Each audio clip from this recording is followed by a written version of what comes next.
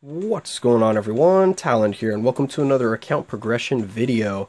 Okay, so it is time to get another tier 2, and today we're going to be getting Elektra to tier 2. So, the only good thing so far that has come out of the recent patch 3.6 is that tier 2ing some characters are now half price. So that's pretty nice, so I decided I am going to take advantage of that and tier 2 some of my story mission characters.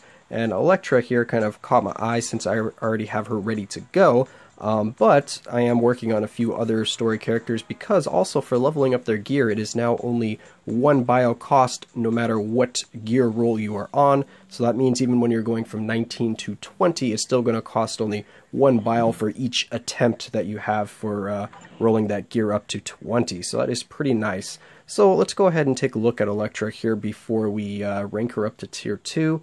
So let's see, for her skills here, nothing really needed to be leveled up. I don't think that bleed damage, that bleed damage didn't go up.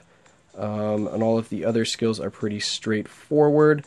For Ice Weight set, we do have DDE, so a little more survivability for her, but she's already got pretty good survivability because she has a good mixture of iframes on her skills, so you can kind of chain those together pretty effectively to keep her out of harm's way. And here for the custom gear we have a max HP with a damage proc.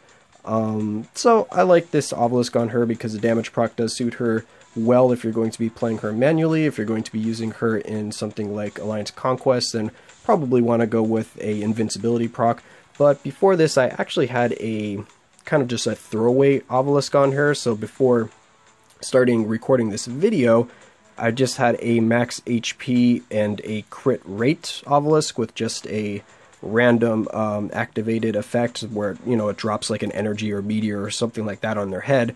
So I was like, you know what, let's just re-roll the obelisk and see what we get, or enhance it because it was a 4-star, so I enhanced it here to a 5-star and bumped up the max HP to a little bit higher and gave me a damage proc. So I was like, alright, that works, so I'm going to keep that on her. And then we do have her uniform, which is pretty good. So her uniform gives her, whenever she uses this skill, a throwing size. She gets an increase to her crit damage and an increase to all speed, and it lasts for 5 seconds, and it's on a 2-second cooldown. So basically, you pretty much have this active the entire time, if I remember correctly, because her throwing size is the, where are we at, 4th skill? Or, no, it's a 3rd skill here. It's only on an 8-second cooldown, so yeah, lasts for 5 seconds, and you have a 4-second cooldown here. So, with max skill cooldown, you can keep that up the entire time. So now let's go ahead and take a look at her tier 2. So, I kind of like her tier 2 because it gives her a nice mixture of damage and survivability. So she gets some guaranteed crit rate, which is nice, and then guaranteed dodge, and also an increase to skill and bonus damage. So, like I said, a damage increase there, and then that guaranteed dodge is pretty nice. I mean, it is only 20%, so it's a little bit low, but it's still something that you will notice, especially since it is a guaranteed dodge. So, now that we've taken a look at her, let's go ahead and get her ranked up. I think it's about time Elektra joined my tier 2 roster. Alright, there we go. Character advancement complete. So we now have Elektra at tier 2. We have the Revived Assassin. Alright, let's go ahead and share that. Alright, there we go. So Crimson Assassin now instead of Revived Assassin. Congratulations. Yes, indeed. Alright, so now that we have her freshly tier 2, let's go ahead and try her out a little bit.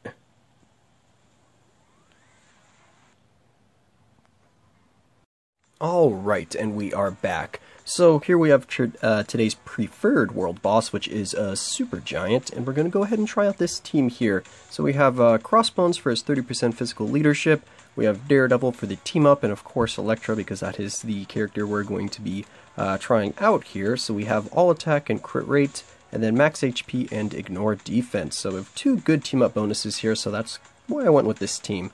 We're not going to use any strikers because we did just freshly tier 2 Elektra, so we're just going to let her do all the work on her own so we can kind of just see how well she plays.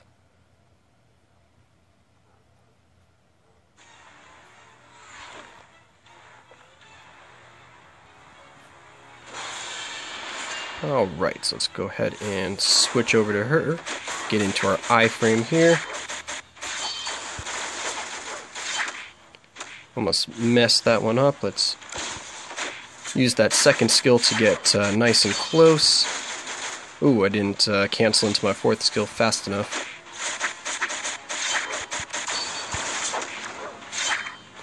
Alright. Not too bad so far. The damage is decent. We should be able to break this shield no problem since we're physical. Yep.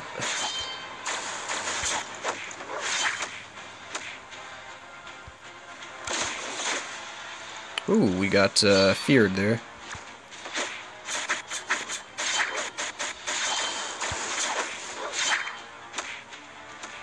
And she's able to keep herself pretty well protected between using the fifth skill, fourth skill, and the third skill. Because you do have iframes on those skills.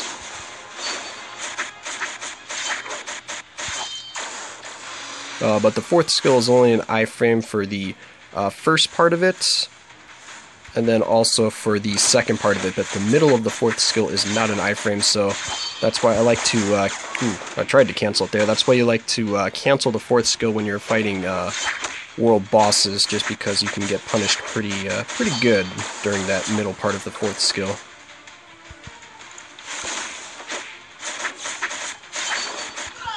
And there we go, so that was nice and easy for Elektra.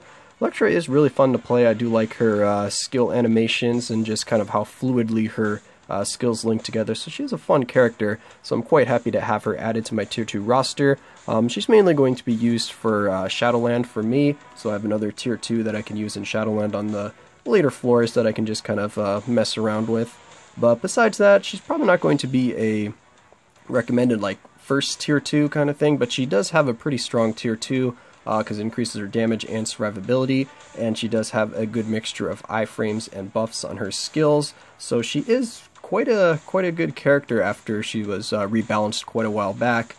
So she's definitely not a bad option to Tier 2, but like I said, I wouldn't recommend her as one of my first Tier 2s, but if you have a roster of Tier 2s built up already, I think she is a good option to invest in, especially since she is now half price for Tier 2 materials, so that also makes her a little more appealing, and I definitely think she's worth picking up at that price to Tier 2. So anyway, that's going to be it for this video. That was my thoughts on Elektra here. I hope you enjoyed, and of course I will catch you in the next one.